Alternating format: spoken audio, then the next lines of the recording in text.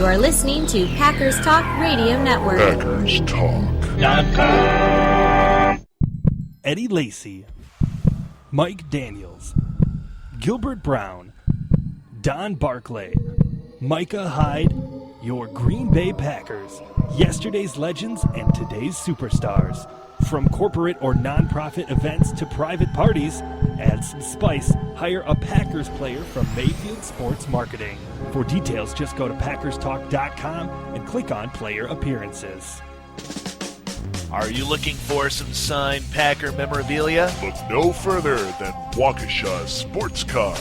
If a Green Bay Packer can sign it, Waukesha Sports Cards has it. Check our website for upcoming Packer player and legend signings. Go to WaukeshaSportsCards.com.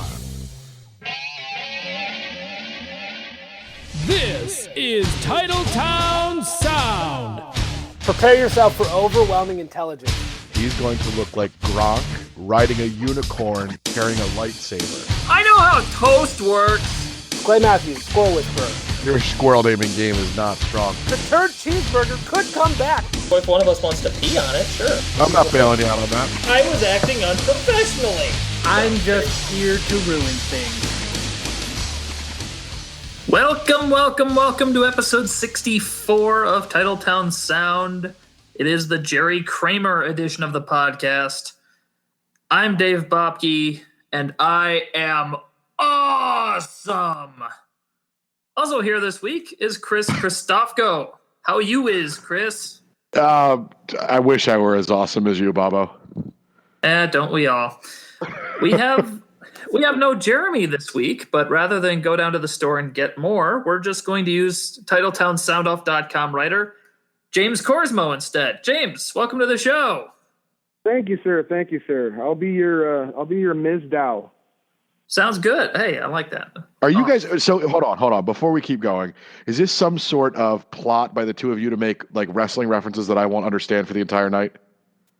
No, but that's a good idea. We should do that. Because I suspect that may happen. Yes. Anyways, yes, today on the show, we discuss which one of us is the star child, who is the space ace, and who is the Catman. And we'll give you some spoilers on the first episode of Netflix's own Fuller House. That's not happening. That's not going to happen. That was a joke. That show will never be referenced again on this podcast. But first things first, let's talk about the game that was the Green Bay Packers and the Oakland Raiders. And Chris, I want to throw it over to you first. I'm going to give you an option here of which thing you want to start with. I don't want to bury the lead because, of course, the biggest story that everybody's talking about is Brett Good getting injured and the Packers bringing in a new long snapper. But if you would rather talk about the running game first, I will give you that choice. So take it away. Which are you more concerned about? Let me ask that. That's okay. So I'm definitely not as concerned about the long snapping situation as I am about what happened to the running game or what Mike McCarthy, the decisions that he made with the running game, I found more curious. It was as if in the second half, especially, Eddie Lacy and James Starks no longer existed or had somehow been removed from the game day roster when that second half started. There was a lot of Randall Cobb. There were designed runs to John Kuhn. That's generally not the best idea. So it was alarming. And I know, I feel like the running backs get punished on this team a lot. And I wonder if Lacy was injured. I don't know. But it was kind of alarming. First of all, they weren't very effective. Eddie Lacy was averaging something like 2-something yards per carry. So it's understandable, but sometimes you kind of got to just keep going with it, at least to keep things honest. I didn't think Randall Cobb out of the backfield was the best option. I think he's great as a change of pace every once in a while. But it was, I don't know if alarming is the right word. It was certainly, it bothered you a little bit considering how the passing game has been going, that they didn't kind of stick with it and they didn't go with at least their running backs that have been effective in the past. Mm-hmm. James, your thoughts? Well, I saw today that that Eddie Lacy actually ended up with a rib injury of some sort. He was on the injury list today at practice. He's limited, which is surprising. I didn't know that you could affect anything in there, but a lot of padding on those ribs. Yeah, it must have been like a Scud missile or something. But yeah, so I mean, that's a little concerning, especially with this Arizona defense coming up. There was no screen game, there was no anything to try to get either running back any space. That kind of concerned me. It was kind of like 2 yards in a cloud of dust and let Aaron throw it somewhere in the vicinity of somebody, and then that's it. So. Yeah, and the couple of times they ran screens, they weren't very effective. They ran a screen to Randall Cobb where the blocking was just pretty terrible, and he got eaten up. But it was, I didn't think that the running game was ever really established, and it wasn't very effective. But it was as if Eddie Lacy was dead on the sideline, and we didn't hear an in-game injury update, which I thought was a requirement. I guess not, if he was injured during the game. So that's what was so confusing. You didn't know really what was going on. Yeah. I was questioning during the game, obviously in the second half especially. I love Randall Cobb, and I think he's great, but I think that he's going to get murdered if he keeps coming out of the backfield. So, we need to get something going. Yeah, well, one thing that would certainly help out is if they can get the passing game going. And Jared Abbrederis has kind of been around all season, except the times he hasn't been, like when he's been banged up, which is all the time. A lot. Yeah. But we've been kind of kicking around the idea before the show of what about getting Jared Abbrederis a little more time, possibly at the expense of another receiver. And James, I'll throw that to you first. Anybody in particular you'd like to see Abbrederis maybe bump off the field a little bit more? I don't want Devontae Adams on the field anymore until he figures out that he plays in the NFL now. That's basically where I stand with him. This year has been absolutely horrendous, in most of it anyway. And I know he was hurt, and I don't know if he's still hurt, but it's not coming across on any of the injury reports or anything else. He just looks like he forgets how to run routes. He's very disinterested.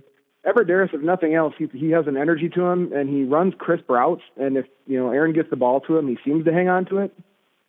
So for me, I've kind of given up on Devontae for this year. That's just where I'm at. I know it's a harsh statement, but darn it, Devontae, you've done it to yourself.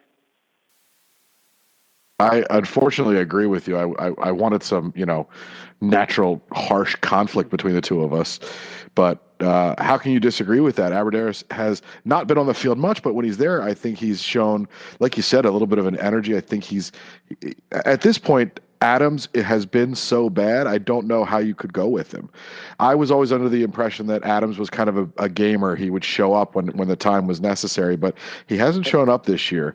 I suspect there's still an injury, and that's affecting him. And in fact, I hope that's the case, because if not, what's the excuse?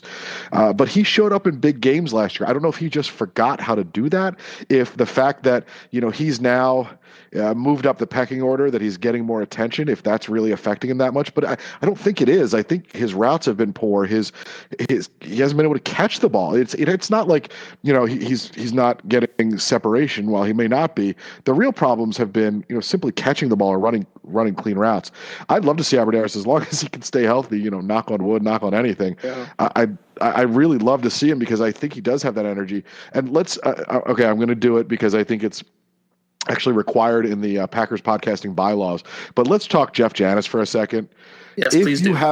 If you have a question as to why Jeff Janis is not ready as a wide receiver, this is not to say he will not ever be ready, but if you question now, if you think he's ready and he should be seeing more time on the field over Abbrederis in this case, or over anyone, watch the interception that Rodgers threw. Okay, so before I get yelled at, and I got yelled at for this the other day, yes, the interception was a poorly thrown ball by Rodgers. It was Rodgers' fault. But if you watch Janis on that play, he just fades away. He's about 2 yards behind the defensive backs when they intercept the ball. He's not fighting for the ball. Would he have caught it for a touchdown? Nah, probably not. But he's got to fight for that ball, and that's a big deal. And that's why I think Rodgers was pissed. And I think he was being a little bit pissy because he was mad the way he threw the ball. But Janis didn't fight for that ball, and that's just one sign that his instincts aren't quite ready for the game. On special teams, God, put him out there, teach him how to punt, for crying out loud, but not as a receiver right now. Dude, that'd be kind of amazing, having Janis punt the ball downfield, which of And course be he'd the be first awesome. man there to make the tackle. Exactly. And they'd still put 5 guys in front of him, and he'd still get by all of them. He would. That would be so awesome. Man, I would tape every single game if that I happened. do. Anyway, I do that. yes. Oh, I thought everybody did that. Well, defensively, let's switch to the other side of the ball. I kind of felt personally like this was a we are who we thought they were kind of a game where Oakland threw the ball a lot. Latavius Murray was good. Probably should have been used lower. So I guess the question that I've got that I'll throw at you, Chris, Demarius Randall had to cover Amari Cooper a lot. Are you concerned at all that with Randall's performance, or is this just, tough matchup and it was what it was, not concerned about it? No, I'm not concerned. Randall, as a rookie, has been playing very well, and he's put on. I mean, Cooper is just so damn fast. I don't think it's anything to worry about. It would be something to worry about if Shields was going to be out for an extended period of time. But I think he's played pretty well, very well overall. It was a tough game, it was a tough matchup, and I'm not overly concerned. I think if Shields had been injured going into the game, they would have had maybe different plans for him and maybe a little bit more safety help. But I don't think it's anything to be alarmed about. His future is very bright. Very true. I'm concerned only in that if Shields is out for any amount of time, then especially with this game coming up, John Brown is as fast, if not faster, than Amari Cooper. So they're going to have to figure something out right off the bat. But I thought he played, a decent game. It wasn't great by any means, except for the pick six. Other than that, he did his job. And once they put a safety over top with Morgan Burnett, I thought they did well together. Yeah. Yeah, good to see, rather. And, of course, Jeff Janis would have picked off every ball thrown at Amari Cooper if they'd put him on defense. Of course. I think we can all agree on that. It goes without saying. Absolutely. Really. Yeah, sure. Yes. All right. I think that pretty much summarizes the Packers-Raiders game. And we will talk a little bit more about that in a couple minutes. But first things first, we want to get our sponsor read in here because we love our sponsor very much. Titletown Sound is brought to you by the law office of Christopher Schultz. Christopher specializes in traffic and municipal violations, wills, and estate planning. If you're in need of help, Chris has your back. Call 920-252-0692. The number again, 920-252-0692. And, of course, Jeremy would talk about his awesome experiences with Christopher if he were here. But he is not. He's just to quell the rumors, it's not because he's actually in prison. Jeremy is still free, and that's mainly thanks to Chris. Yes, despite our best efforts to get him put in jail, hasn't taken yet. All those phone calls, nothing. Yeah, well, we'll be working on that. Anyways, time for pick 3. Packers did win, of course. So in our little fantasy world where Packers could take any 3 of the Oakland Raiders and add them to the Packer roster that they wanted to, who would we take? And James, as the guest of the show this week, you get to go first. No pressure or anything. Well, thank you kindly. I appreciate the niceness. I think this is a no-brainer this week. They have 3 incredible players that would fit 3 fairly obvious positions of need for the Packers. So first, I'm going with Latavius Murray for obvious reasons. Since our running backs decide when they want to play and when they don't want to play, I'd like to get a running back that might want to play all the time. I don't know. Also, he's really good. And my second choice would have to be Amari Cooper because he's really fast, and I like fast things. Cars and other things. Janices. I love fast Janices, which is redundant, but it's still true nonetheless. But he's the Jordy Nelson with more size. If we could send him down the field, he'd open things up. So, and then Khalil Mack.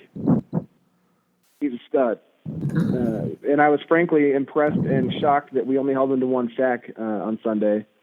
But I would take him alongside Clay Matthews and everybody else in a heartbeat. Yeah, we'll talk about that sack in a second. Usually I wait on looking at the true false and seeing how we did until the day we're doing the podcast. Sunday I went right in and did that because I knew there was one person who said Mac would get a sack, and I was not going to be pleased about that. And I think it was you, Chris, wasn't it? I think so. I was not happy about that. Anyway, speaking of things I'm not happy with, Chris, go ahead with your pick 3. Okay, so James is kind of our guest, but I'm a little disappointed. I thought we would match up, and in fact, none of our answers are the same. So my pick 3 today, and I think this is so obvious. Number 1, Charles Woodson. Number 2, Charles Woodson. And number 3, Charles Woodson. The man is amazing. He's 412 years old. He's still one of the best defensive backs in the league. I wish he had never left the Packers just so he could have ended his career here.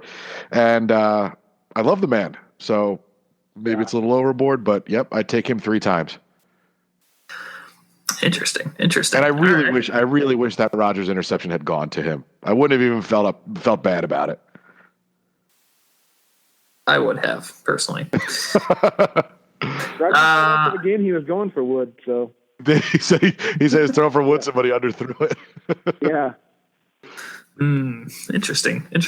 All right, my pick 3, and I got to admit I'm rethinking one of them because I completely just overlooked one of the guys that James mentioned. But I think I'll for the time being, I'm going to stick with the list I got here. Number 1 on my list was Charles Woodson for sentimental reasons. Number 2 on my list was Amari Cooper because he is extremely good. I'm not a big fan of wide receivers getting picked in the first round of the NFL draft. That's a whole rabbit trail we won't go down today, but Cooper's really, really good. He's the real deal. He is. And Khalil Mack is going to be my number 3, and I'm really tempted to back up and take Murray because I do have a lot of respect for him as a player. And I know Jeremy would back that up. Jeremy's listening, by the way. Hi, if you're taking a break from playing Candyland, Jeremy. Hope you're doing well. Anyway, so Woodson, Cooper, Mack. Prison tat right now. Yes. So Woodson, Cooper, Mack will be my 3. And there you go. So on that note, before we get into Twitter questions for the week, let's talk a little bit about something else because I know we have some opinions. We have some strong opinions, and some of you have opinions. And how do I put this gently? Some of you are extremely wrong, and it's okay to be wrong, but just know that you're horribly, horribly wrong, and we don't like you. No, I'm kidding. But on that note, Chris, I know you usually run the Titletown Sound Twitter account, and you kind of get stuck with good opinions and bad opinions, and you have to put up with a lot on there. Twitter. So let's talk.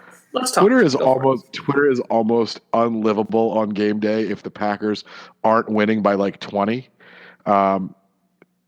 It's tough. It's tough. But really, the attitude that I saw this week, that it kind of happened. I felt like after the game, it was as if the Packers had lost. I'm just baffled. I mean, I know they didn't play a fantastic game, but they won by 10 on the road in the NFL. I don't care who you're playing. That's not easy to do.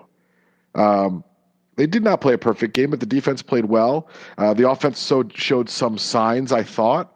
And overall, it was a good performance. I don't understand how people don't take the time to enjoy Packers victories. I really don't. That's really what I have a hard time with. Like, you watch sports to enjoy the moment, to enjoy what's going. You know, if you're not going to enjoy a win, if you're not going to enjoy a victory, I just don't know why you do it. The negativity, and maybe some of it was born of the way Rodgers reacted in the post-game presser.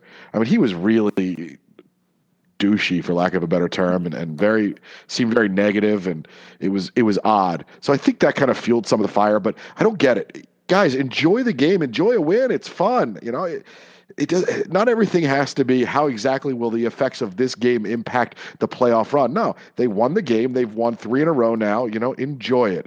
This is not a bad thing. All right, James, your thoughts?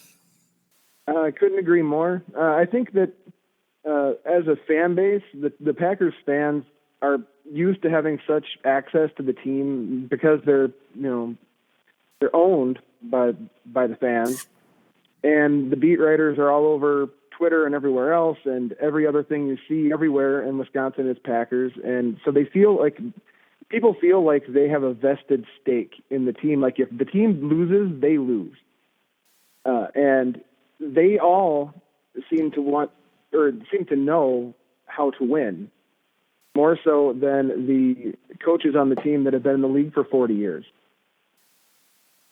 Dom Capers is excluded in this conversation because he doesn't know anything. But yeah, absolutely, I mean, that's a given. But so I think that as fans, we've kind of gone overboard in the last year or two. And now this year, when we're winning, but we're winning ugly, as opposed to the years past when we were winning by 40 half the time, people don't know how to handle that.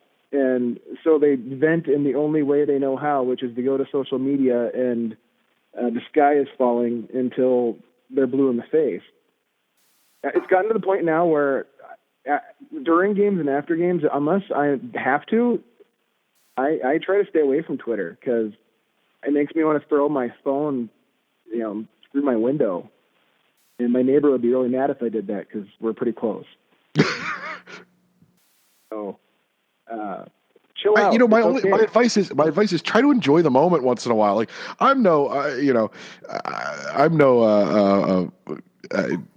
what word I'm going for here, but no guru when it comes to being a fan. But I can tell you that it's a lot more enjoyable when you allow yourself to have fun and actually savor a win and not worry about a game 3 weeks from now. Just enjoy it. They beat a team on the road in the NFL by 10 points. That's all you need to know. Right. We can talk about, what deficiencies there are, and that's kind of what we do as fans, but it doesn't have to be so negative, and I just don't get it. Nothing's ever good enough for some people. We won by 10 this week on the road against the team that beat the team the previous week that beat us by 30, and people are still like, well, we're going to suck next week. But we didn't suck this week. Can we enjoy that for a little bit before we think about how much we're going to suck next week? Well, you would have thought we got schlonged by the Raiders the way people were talking. I don't think that word means what you think it means. Oh, I'm trying not to follow up on that line. I'll get us in trouble. Okay, letting go. But I agree. It's frustrating because we expect more out of this team. I think that's kind of the ultimate problem here. But we do. Here's what I think I know that's the reason. You're right. We expect more from this team because of what they've done in the past. But I try to think of like Patriots fans. They beat the Giants, the lowly Giants, on a last-second field goal this year. Their fans weren't pissed off and down on the fact that that they barely beat a team. They celebrated a win and moved on. Let's have that kind of confidence and say we'll celebrate a win and move on. And again, I'm not saying that this is the 2010 season, but that year they won a lot of games that they won. They won them ugly. So you don't get style points. It doesn't it doesn't matter how you win these games, and the fact that you're winning them, that's what's important. Exactly. But sorry, I just took over all your time there. Oh, quite all right. I didn't have anywhere good to go with that. So, actually, I guess I'll put it this way. I think of some Packer fans as the sort who will have a cold for a week or so, and then somebody will say, oh, how long have you had that cold? And some of us will say, in 3 weeks, it'll be a month. Like, exactly. That's is that I'm thinking. That's a fantastic analogy. That's, some of us are frustrating, but that's true of, I suppose, every team. There's always weird people. And speaking of weird people, let's go to Twitter questions, where there are plenty of weird people, as we were just saying. We got a couple Twitter questions we want to share with you, and let's start with @RustyWeese. Always good to hear from Rusty. And he said, if, and it's a big if, Clay has declined as a pass rusher, would outside linebacker be a bigger need than inside linebacker where Clay should stay? And James, I'm going to throw that one to you first. If Clay has declined as a pass rusher, do you think outside linebacker would be a bigger need than inside linebacker? If Clay has decreased I would say, yeah. I'd say that's an area that would need to be addressed. We do have some youth there. I mean, we have some good players, Daron Elliott, and we're not going to keep Nick Perry, I don't think, because he can't stay healthy for more than a quarter. So I think that is an area that will need to be addressed. Ted always seems to go draft linebackers in the middle rounds anyway, but I think that is an area that if Clay is starting to decline, which I personally don't necessarily think at this point, but if it does come true, then yeah, that'll have to be taken care of. I think that you raised a good question about Nick Perry. If he's not coming back, and I don't see how he is, he's, like you said, he can't stay on the field. But he shows flashes, and it's so frustrating. But I think they've got a bunch of good pass rushers, but you realize you're going to lose Julius Peppers. The man can't play forever. So, yeah, it would be a big need. I don't think he's declining. I think he's just really he's filling a big role in that defense. And I think it's a big reason that the defense has been so solid with him over the middle. It's really made up for a lot of the deficiencies in the past. And it's taken away from his ability to rush the passer, but I don't think that's taken away from his effectiveness. But yeah, I mean, if he's going to stay inside, we're going to need another pass rusher because, like Perry, Peppers, they're not hanging around forever. There are some effective pass rushers they've got, but I don't know how many they're going to keep, how many they're going to hang on to over the next couple of years. Let me, if you guys don't mind me calling an audible here, I saw a question or somebody made a comment on Twitter the other day, and it made me think. They said they think Clay Matthews is a lock at the end of his career to be in the Packers Ring of Honor, or to have his name on the facade at Lambeau. Are you guys on board with that? Do you think Clay Matthews will eventually be enshrined on the Ring of Honor? Are you sure they weren't saying they want a lock of his hair in the Packer Hall of Fame? I mean, we know he's going to be a Packer Hall of Famer. That's obvious. I don't see it, honestly. I don't think he's in any way a lock, and I don't think unless he has 2 all-pro amazing seasons in the next couple of years, I just don't think it's happened. There's a different standard for Packers. I don't think he's a Hall of Famer. How about you guys? I agree. I mean, look at him, and obviously it's hard to compare positions. But if you look at who's up there already, the Favres, the Stars, the Reggie Whites. If he is good as they were, he's good. He's good. He's been good for a while, but I don't think he's that level. Yeah, I don't think I could quite say he was a lock yet. But he's got a lot of years ahead of him, so I think if he can play I think like it's an uphill battle. I think it's an uphill battle for him to get there. Yeah, I think if he can play like he's been playing for at least another 4 years, that would set him in a better spot. But I got to see more of it, I think. Yeah. All right. We got another Twitter question from Mr. Lindbaum on Twitter, Michael Lindbaum. And he says, will there be a tribute to the real number 21, Bao Ju? Hashtag playmaker. Chris, I'll let you take that one. I'm going to have to dust off my Bao Ju jersey. But now, if we're talking Ring of Honor, there's a man who deserves enshrinement. He and Atari Bigby probably should be the next ones up there. Hashtag playmaker doesn't even begin to describe Bao Ju. So, way to bring up the real 21. That's what we should be talking about. Oh, Bao Ju, man. I don't even know what to say about Bao Ju. That guy. He was there. That's about what I can say about Bao Ju. He showed up. He showed up. He put a jersey on. He showed up and he ran around. Yep. God bless him. Yeah, he definitely played football. And well, I mean, technically speaking, I guess in the legal sense of the word. In the legal sense, yes. If somebody sued him and said you did not play football, I think he would win that case. Probably. Although I'm not the lawyer, I shouldn't be making claims like that. But anyways, as much as I want to continue talking about Bao Ju and how phenomenal he was, we should look ahead to the upcoming game against the Arizona Cardinals. And, boy, leading the NFC West, 12-2 record. And offensively, they are looking pretty good right now. Carson Palmer staying basically healthy this year. The running game, little bit of a turnover there as Chris Johnson got hurt.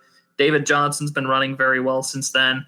Wide receiving core has been pretty good. Larry Fitzgerald has sort of become the Hines Ward of this offense. He can catch, he can block, he can push people around, do whatever he wants. And all in all, looks like a pretty dark offense. And James, I'll throw it to you first. What stands out the most to you about Arizona's offense, and what do you think will be the biggest issue for the Packers to deal with? They're just so dynamic. There's so many different ways that they can get you. Carson Palmer, who would have thought 5 years ago Carson Palmer would be ripping up the NFL in 2015? It's incredible. Larry Fitzgerald is he is out there with a cane and a walker and an oxygen tank, and he's out there catching balls. And I watched Larry Fitzgerald out there, and it really makes me mad that our receivers can't do anything, just because he's so old. But he's also one of my favorite players in the league that's not a Packer. So they have a great running game. They have their offensive line is solid. Carson Palmer's having a career year. They're a tough team. It's going to be a tough matchup. The one thing I'll say is they have a fantastic offense, and like you said, dynamic. That's a great word. But what I do see is that Carson Palmer will throw 50-50 balls up.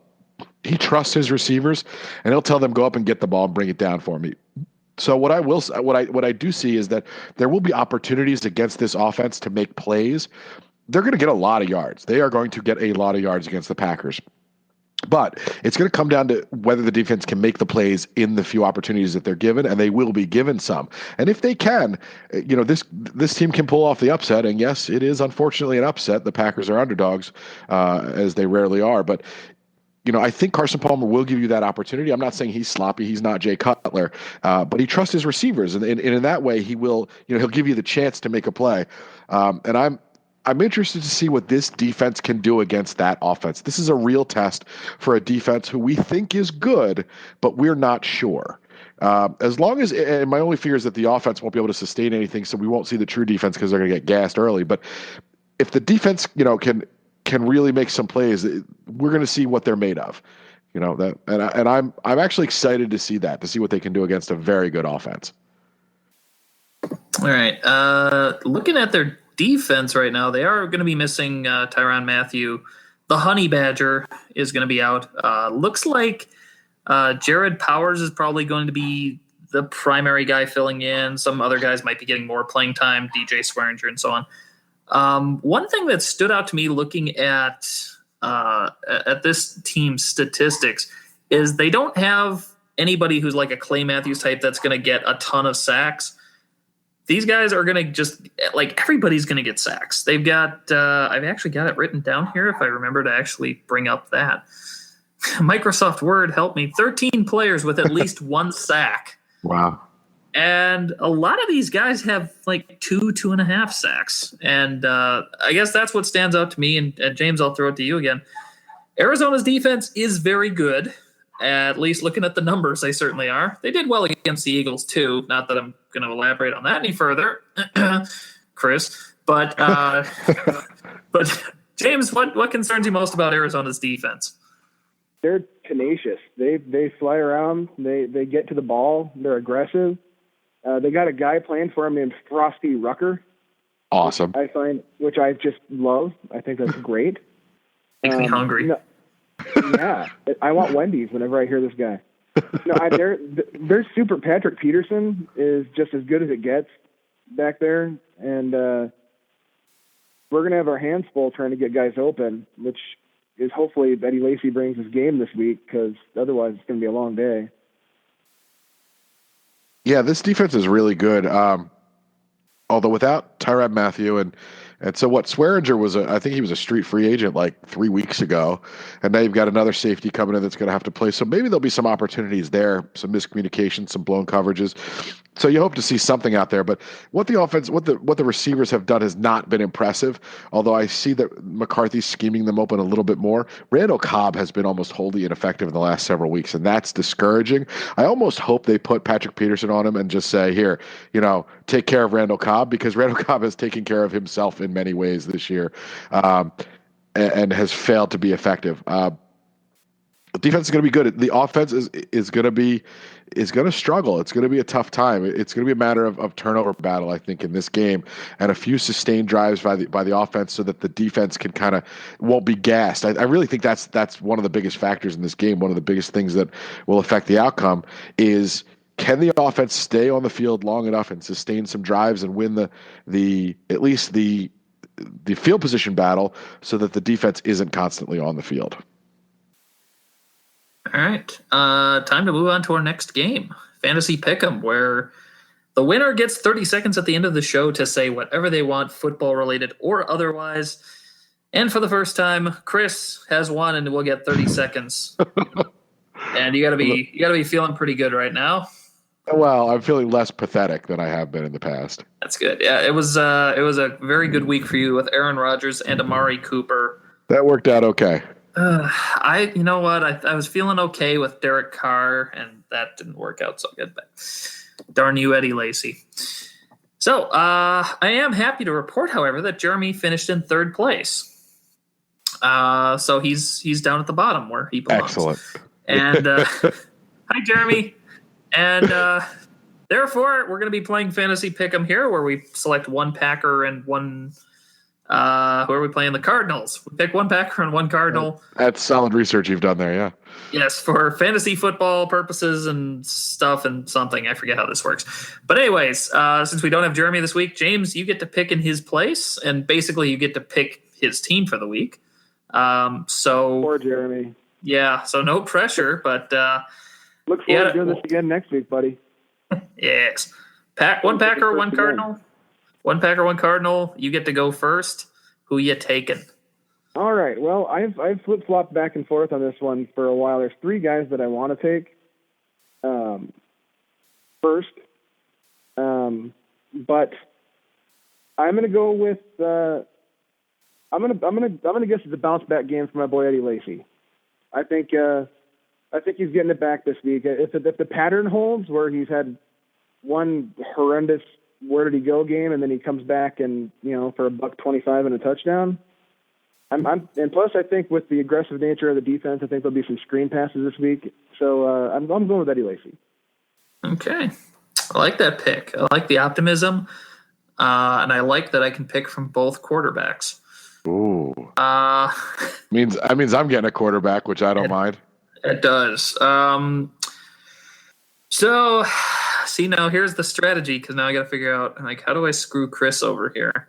I don't think you can at this point. I'm not sure I can either, but by golly, if I can, I'm going to figure out a way.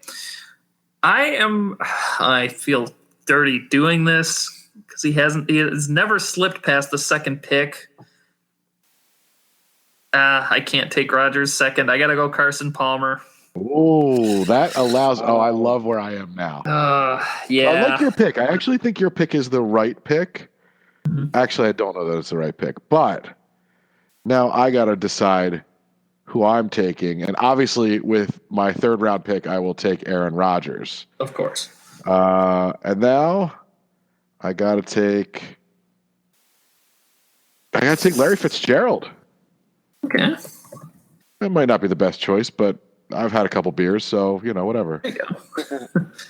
All right. So I get to pick my Packer now. Rodgers and Lacy are off the board.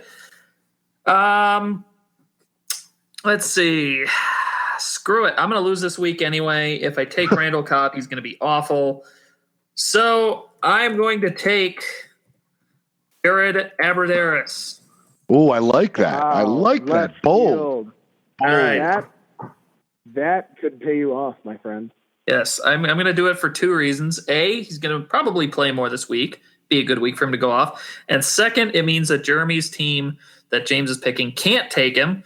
Not that you could anyway, because you got Eddie Lacy already, but I just wanted to rub that in, Jeremy, just so you know. I know you're listening.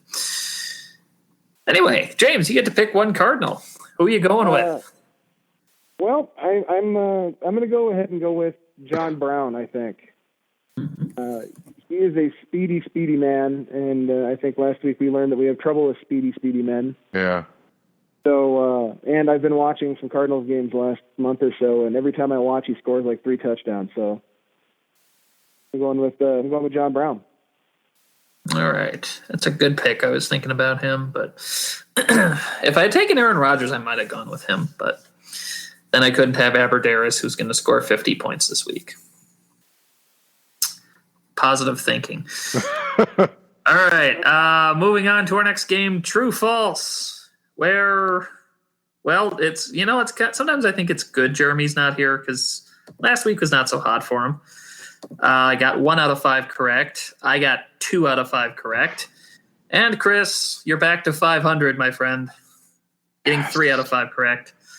Solidly entrenched in mediocrity. Yes. More so than the rest of us. Welcome to my world, pal. All right, so we got 5 new true-false questions, and let's go ahead and get into it. True-false number 1. As a team, the Packers rush for at least 100 yards. Arizona right now is allowing an average of 86.7 rush yards per game. Green Bay is averaging 119.5 rushing yards per game and actually had 103 rushing yards last week, even though it seems like they only ran for about 17. Yeah. I think they added on toward the end, but whatever. So, Chris, I'm going to throw it to you first. As a team, the Packers rush for at least 100 yards, true or false? I think out of necessity almost, the answer is true. I think they're going to have to, and if you tell me that they ran for over 100 yards against the Raiders when, like you said, I thought it was more like 17, yeah, I think true's the easy call then. All right. James? Well, seeing as I am Jeremy this week, I got to throw those green and gold glasses on that he seems to sport all the time. And I'm going to go ahead and go with true. I think I'm going to go with at least 120 this week. Oh, bold. I feel confident. Okay, go Pack, go. And you did pick Eddie Lacy, so I think it seemed like you got to go with true then. But I really, to be honest with you, I want to say false because I'm not confident with the Packers rushing right now. But I am going to say true because I'm hoping that Eddie Lacy kind of has things rectified. I don't know if he will, but screw it. I'm losing anyway. True false number 2. The Packers have a receiver with at least 100 yards receiving. Actually, if they have anybody with 100 yards receiving. It has happened, I believe, 4 times this season. James Jones in week 3 and week 11. Randall Cobb in week 2. And, of course, Richard Rodgers in week 13 against Detroit. Let's take a second and just remember that Hail Mary touchdown pass. Good that felt. Oh, I feel warmer already. Okay. That's kind of creepy. That's creepy. Just the tip of the iceberg, man. Oh, God. Woo, it's getting late. All right. So, true false number 2. The Packers have a player with at least 100 yards receiving. Chris, true or false? I'm thinking they're going to spread the ball out a lot, and maybe no one gets a single 100-yard game receiving, so I'll say false. Plus, it's just been so rare this year. I hope I'm wrong on that. All right, James, what do you think? I'm sorry, Jeremy. I crushed your glasses on this one because there's no way. My spirit is broken with these receivers right now. I can't picture any of them getting 100 this week. All right, I'm going to say true. Unless true, Jared Abbrederis in there. Yes, dude, that'd be awesome. I'm going to dream about that later. Okay, hashtag back to creepy vision. All right, I'm going to say true. Jared Abbrederis records 250 yards receiving. Nice. And maybe Janice. How much of that does he do while injured? He'll get decapitated at some point. And keep playing? That'll keep him. I think that'll keep him out for a drive, and then they'll staple gun it back on. Otherwise, he'd be at like 300, 310. Yeah, easy. So, yeah. All righty. True, false, number 3. Carson Palmer passes for at least 280 yards. Arizona is number 3 in the NFL with 296.5 passing yards per game. The Packers are currently allowing about 235.1 passing yards per game, 10th best in the league, so quite a contrast of numbers. So, Chris, I ask you, Carson Palmer passes for at least 280 yards, true or false? I think the defense is going to have a pretty good performance this week. With that said, though, I think they are going to give up quite a few yards. And Palmer's just been very good. I'm going to say true, but hopefully there'll be some key turnovers in there that'll make the difference. But I think he's going to get his yards.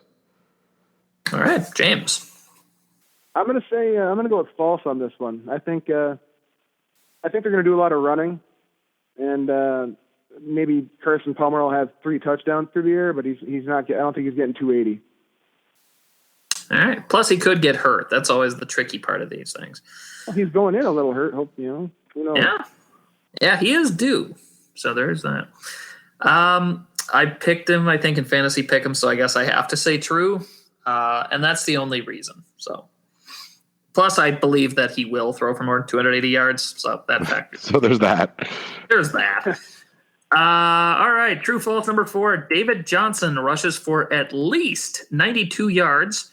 Since he became the undisputed lead back, which was like 3 games ago, his lowest rushing total is 92 yards. I believe he had 92 yards in one game, 98 in another, and then against the Eagles, he had like 100,000 or something. It was a lot. So, Chris, David Johnson rushes for at least 92 yards, true or false? Yeah. I'm going to say false. I don't really have a whole lot of logic, so I'll just leave it at that. All right. James, what do you think? Life, brother. I think he'll get 100. He's good. He's really good. However, he is banged up. He's coming in with a knee issue. But I don't think that'll be too bad. I think he'll get 100. Okay. I am going to say false. Admittedly, I have not seen him play yet, at least not very much.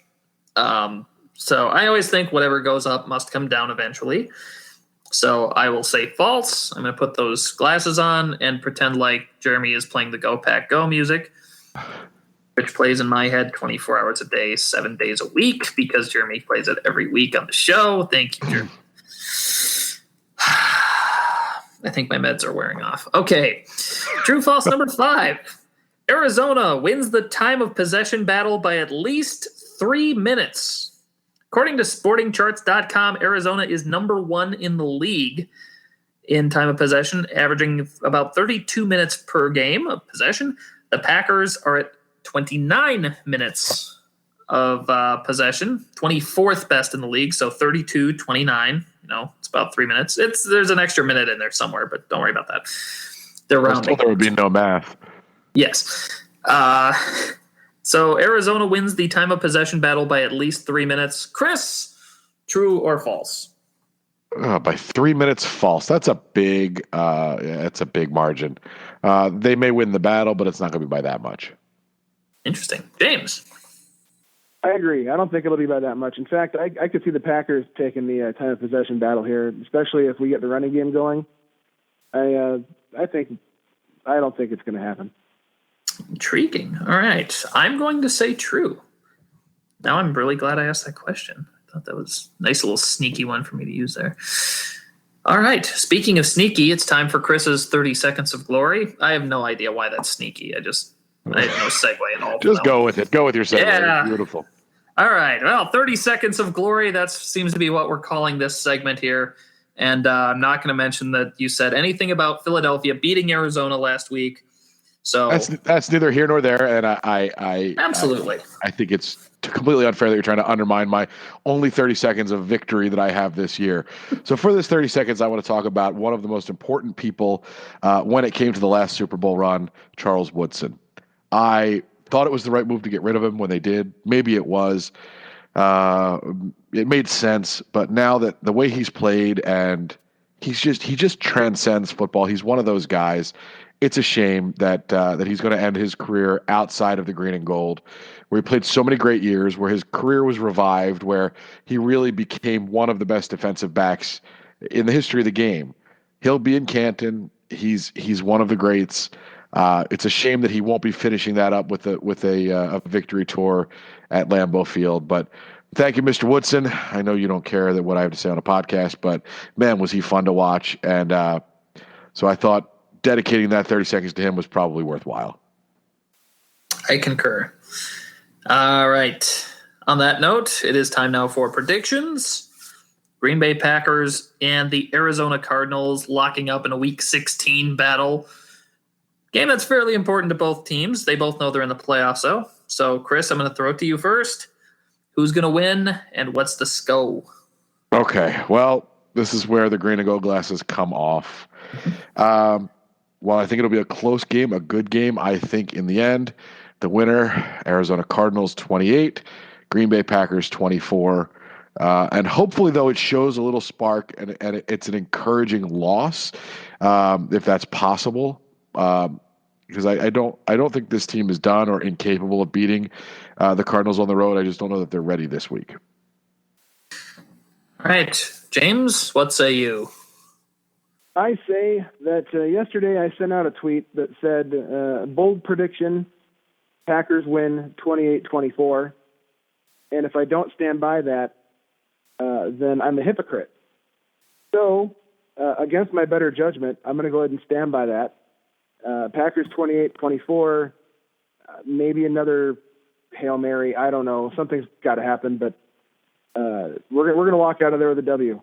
We are owed some karma from that face mask in the playoff game. Yes, we are. No kidding. I know a bar not too far away from me that has a framed picture of that.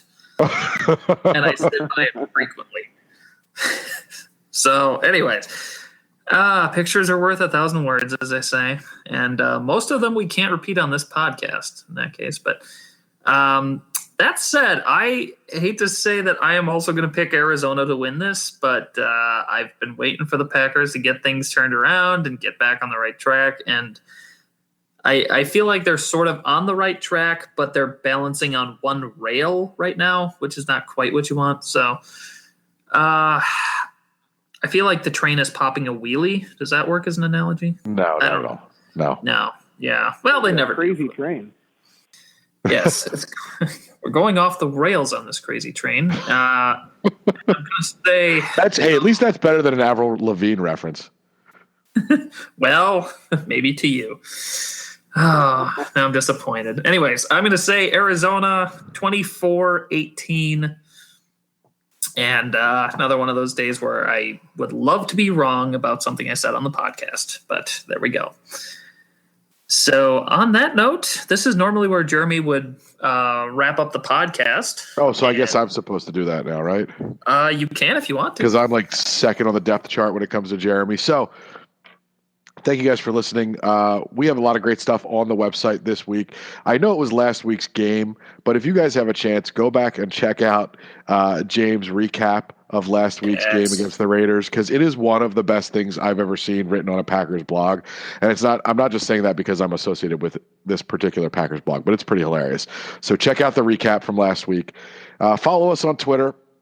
Follow us on Facebook. We could use some likes on the Facebook page. And just check out the content that we have. We're trying to update it almost daily. Give us your feedback. What we want to see, anything different. You can follow each of us on Twitter. I am at TTSO_Chris. James, you are at JK sub20 SUB20. And Bobbo is at That's Our Bobbo, because he won't change his Twitter account to TTSO Bobbo or whatever. We do have good stuff coming up. Like we said, we could use your feedback, and we could also really use ratings on iTunes. So go on iTunes, rate us. Unless you hate us, then do not rate us. But if you're willing to give us 4 or 5 stars, hey, we'd love to hear it. So thank you guys for listening. What do you got, Bobbo? I got a couple things. I'd like to thank everybody who voted on my Twitter poll last week.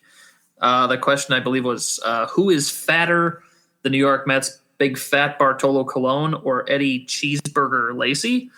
And I believe Bartolo Colon ended up winning that vote 7-4, which I have to admit I think is the correct answer, because big fat Bartolo Colon is indeed big and fat. He is huge. He is a big man. He rolls himself onto the mound. He's basically like that girl in Willy Wonka and the Chocolate Factory that ate the never-ending gum or whatever that was and turned into the blueberry.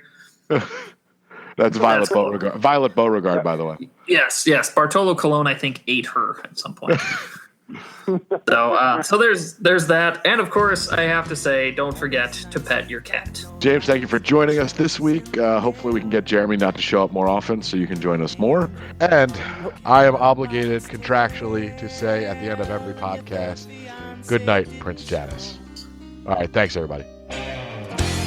Sometimes you wanna go where everybody knows your name, and they're always glad you came. You wanna be where you can see our troubles are all the same.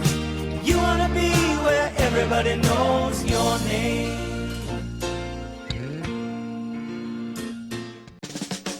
Are you looking for some signed Packer memorabilia? Look no further than Waukesha Sports Card.